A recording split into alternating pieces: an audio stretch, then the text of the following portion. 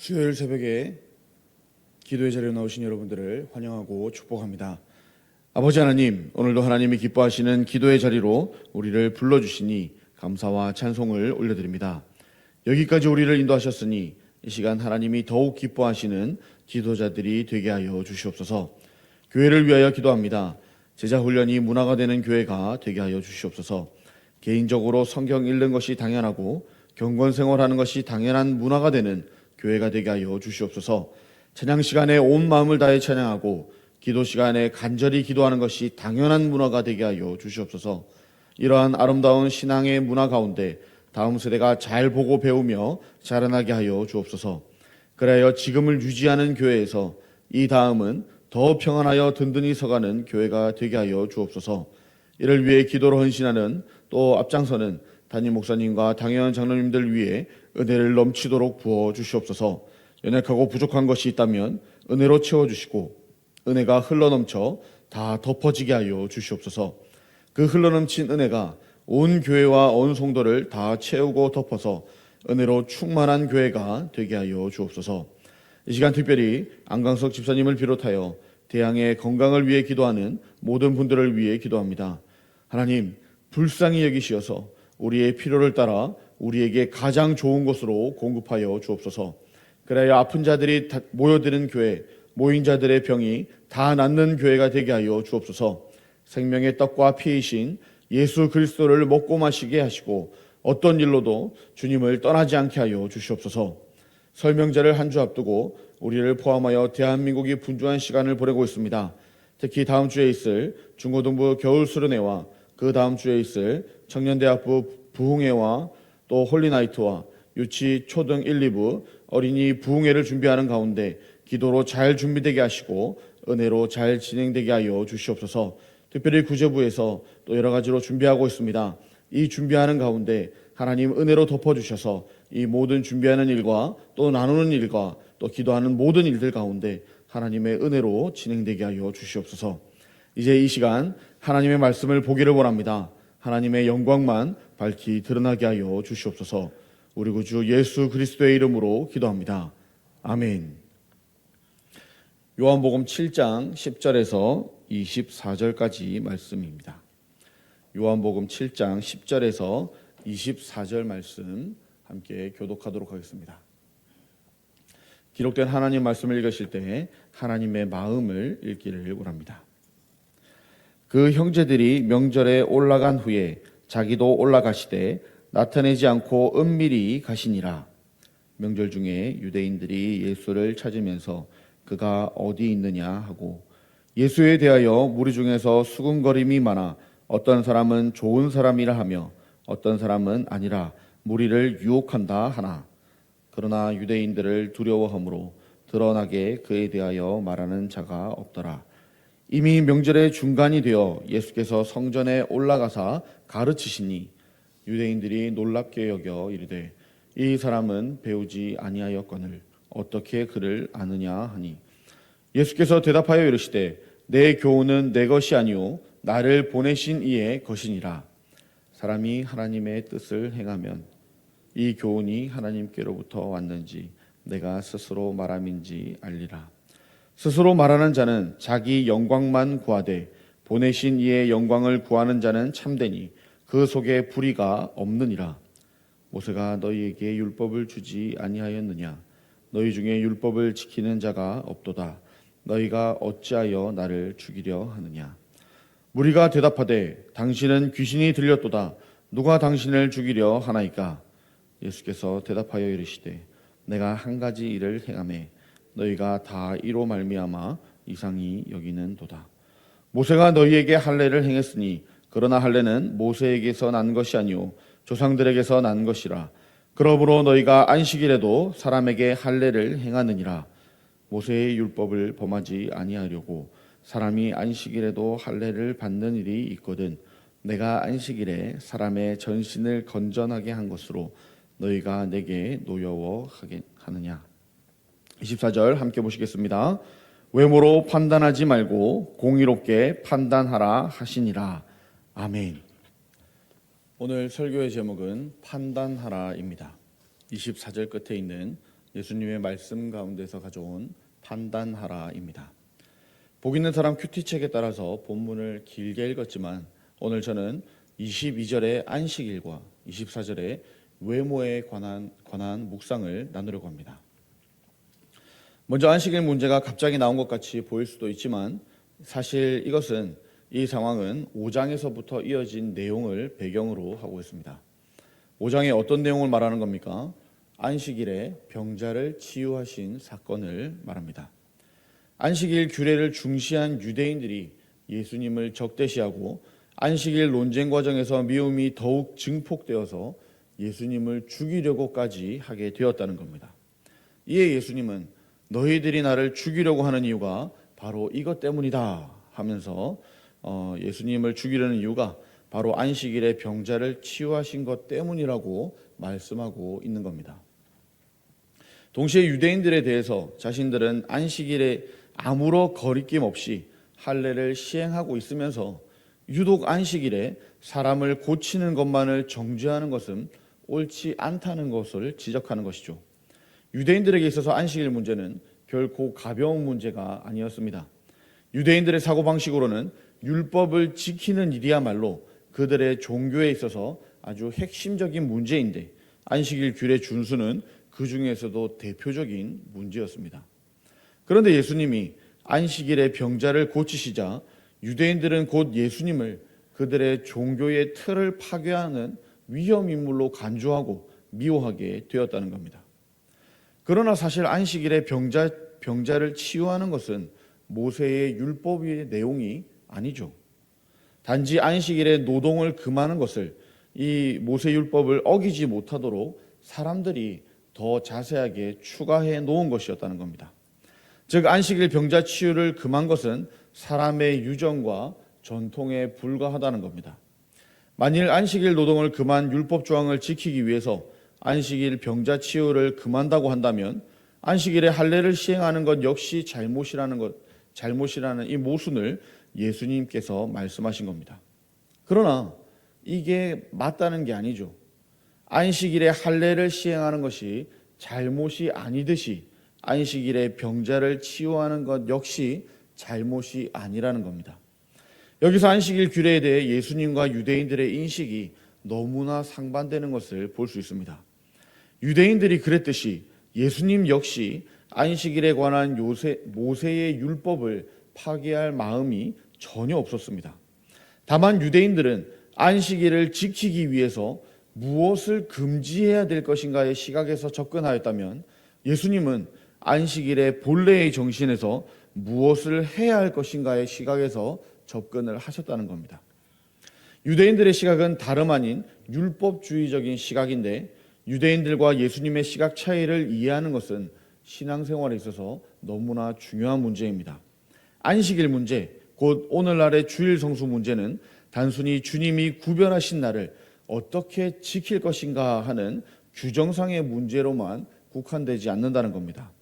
이 날은 창세기 2장을 보시면 하나님께서 사람에게 복 주시기 위해 만든 날로서 사람의 전인격적인 건강과 회복에 대한 하나님의 관심과도 밀접하게 연결되어 있습니다. 율법주의적 시각에서는 주일을 어떻게 하면 어기지 않을까 이것에 고민하며 온갖 금지된 조항을 만들고 준수하기를 강요하게 됩니다. 그러나 안식일의 진정한 의의를 이해하는 시각에서는 안식일에 어떻게 사람이 하나님 안에서 쉼을 누리고 영적으로 육적으로 치유되고 회복되게 할 수 있을까를 생각하고 애쓰게 된다는 겁니다. 예수님은 무엇을 금지할 것인가가 아니라 사람을 어떻게 회복시킬 수 있는가에 대한 관점에서 안식일을 보고 또 그것을 위해서 일하셨다는 겁니다. 그렇다면 이 본문으로 말씀을 나누고 있는 오늘날의 안식일, 즉 주일은 어떻습니까? 저와 여러분들의 주일은 어떻습니까? 또 이 시대의 한국교회의 주일은 어떻게 지켜지고 있습니까? 오늘날 대부분의 한국교회의 주일은 유대인식으로 말하자면 안식하는 날이라고 말할 수가 없을 겁니다. 교회 학교 교사, 찬양대, 찬양팀, 차량, 식당, 기타 등등 정말 많은 일이 교회 안에 있습니다. 당장 다음 날도 출근하고 또 학교도 가야 하는 우리 주일에는 유대인들이 말하는 안식다운 안식은 없습니다. 그러나 주일날 아무것도 하지 않는 것이 진정한 의미에서 안식이 아니라고 했습니다. 아무것도 하지 않고 잠만 잔다고 해서 안식이 되는 것이 아니기 때문입니다. 사람을 위한 일, 사람을 회복하는 일이라면 예수님처럼 우리도 일해야 합니다. 사람을 위한 일, 이 교사로, 찬양으로, 차량으로, 식당으로, 봉사로, 신방으로, 전도로, 헌신으로 일할 수 있고 또 우리는 일해야 합니다. 사람의 영혼을 살리는 일, 교회를 세우는 일에 적극적으로 동참하셔서 영혼과 육체를 살리는 이 일에 함께 하시기를 바랍니다. 24절도 보겠습니다. 외모로 판단하지 말고 공의롭게 판단하라고 하셨습니다. 이는 유대인들이 왜 예수님을 미워하고 죽이려고 했던가에 대해서 다른 각도에서 이유를 설명해 주시는 말씀입니다. 곧 유대인들은 외모를 보고 예수님을 판단하였기에 예수님을 미워하며 죽이려고까지 했다는 것이죠.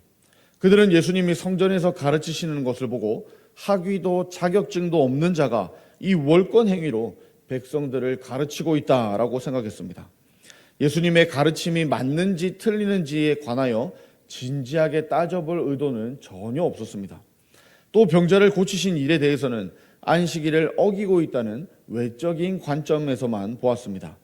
단지 예수님이 안식일을 어기고 있다는 생각에 사로잡혀서 38년 된 병자가 기적적으로 고쳐진 이 표적의 의의에 대해서는 되짚어볼 생각을 하지 않았습니다. 한마디로 그들은 외모로 예수님을 판단했다는 것이죠. 더 정확하게는 겉으로 드러나는 모습을 보고입니다. 외모는 그 사람의 일부를 나타내 주기는 합니다만 그 사람의 전부를 나타내 주지는 않습니다. 그 사람의 생김새, 학벌, 가문, 출신지, 재산 등은 한 사람을 알고자 할 때 정말 중요한 정보들을 많이 제공해 주죠. 그러나 그러한 외적인 것들은 그 사람의 일부일 뿐이지 전부가 아니라는 겁니다. 학벌은 실력의 일부를 나타내지만 그것이 곧 실력은 아닙니다. 생김새는 그 사람의 됨됨이의 일부를 나타내 주지만 생김새가 곧 인품과 성품은 아닙니다. 바로 이런 이유로 우리는 사람을 외모로만 판단해서는 안 된다는 겁니다. 외모만으로는 사람의 참모습을 다 알 수 없기에 외모로 사람을 판단할 때 편견에 치우치게 되고 심각한 오류를 낳게 됩니다. 그런데 이렇게 유대인들이 외모로 예수님을 판단한 결과 내린 최종 결정이 무엇이었습니까? 바로 하나님의 아들이신 예수님을 죽이는 것이었습니다. 이스라엘 백성들이 오랫동안 고대하고 기다려왔던 그리고 마침내 오셨던 그 메시아를 알아보지 못했을 뿐만 아니라 그를 그냥 십자가에 못 박아 죽이는 엄청난 오류를 범하고 말았다는 겁니다. 초등학교에서 3개월 만에 퇴학당했지만 위대한 과학자가 된 에디슨 같은 사람도 있고 키 작고 볼품 없는 것 같았지만 한 시대의 역사를 쥐고 흔들었던 나폴레옹과 같은 사람도 있습니다. 또한 교회의 털을 닦았던 위대한 사도들의 상당수도 대부분 볼품 없었던 어부 출신들이죠. 외모는 사람에 대한 이 세상의 판단 기준입니다. 그에 반해 하나님의 판단 기준은 외모가 아니라 중심이죠. 곧 그 사람의 생각, 정직성, 의에 대한 열망, 죄에 대한 태도 등이 공의로우신 하나님의 판단 기준이라는 겁니다. 이 모든 것은 인간의 눈으로는 볼 수 없지만 하나님은 이런 것들을 다 보고 계신다는 겁니다. 그리스도인들은 이러한 하나님의 판단을 받는 사람들입니다. 따라서 공의로 판단하시는 하나님 앞에서 우리 자신을 살펴보아야 합니다. 동시에 남을 판단함에 있어서도 외모를 보고 판단하는 세상의 판단 기준을 따를 것이 아니라 중심을 보고 판단하시는 하나님의 판단 기준으로 판단할 수 있어야 합니다. 물론 이 말은 하나님처럼 심판자의 관점에서 사람을 판단하라는 것이 아니라 외적인 것에 치우치지 않고 그 사람의 중심을 보고 바르게 분별해야 된다 하는 말씀입니다. 하나님의 기준으로 자신과 세상을 바르게 판단할 수 있는 저와 여러분들이 되기를 바랍니다. 오늘 말씀을 정리하겠습니다.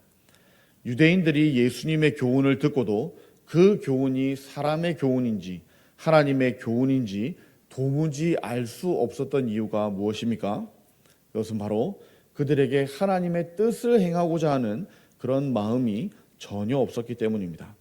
마찬가지로 오늘날 우리가 성경에 대해서 배우고 들어도 만일 이성적으로만 따지고 토론만 한다면 성경에 대한 지식은 늘어나겠지만 하나님의 말씀으로서의 성경의 생명력과 이 풍부한 은혜는 체험할 수가 없을 겁니다.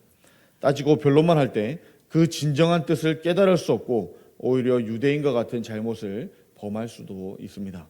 그러므로 우리는 하나님의 말씀을 듣고 배우되 먼저 따르고 순종하고자 하는 자세로 듣고 배움으로써 더 밝히 말씀을 깨닫고 하나님의 뜻을 온전히 이루어드리는 저와 여러분들이 되기를 축복합니다.